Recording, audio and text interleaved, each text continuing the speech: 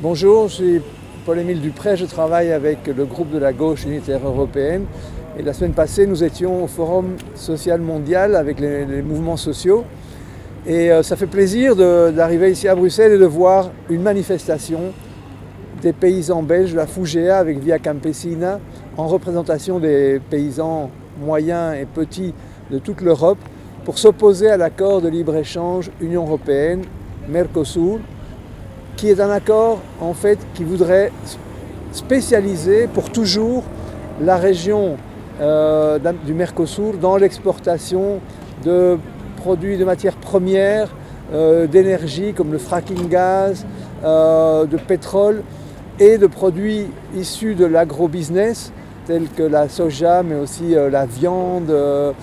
suite à l'expansion de l'élevage extensif dans l'Amazonie.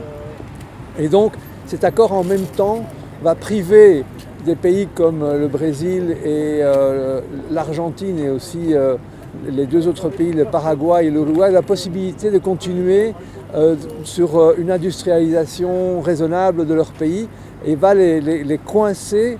dans la production de produits primaires seulement, en imposant en même temps au passage toutes sortes de règles néolibérales que je n'ai pas le temps d'étendre ici. Donc on voit en fait au niveau paysan, mais il y a aussi d'autres niveaux, une convergence entre les paysans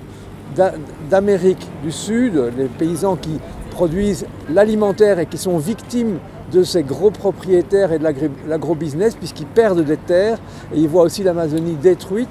Et donc une convergence entre ces paysans d'Amérique du Sud et les paysans d'Europe qui plaident pour une souveraineté alimentaire, qui plaident pour une agriculture saine avec une limitation de l'utilisation de produits comme le glyphosate, etc. et d'autres pesticides ou la viande aux hormones, etc.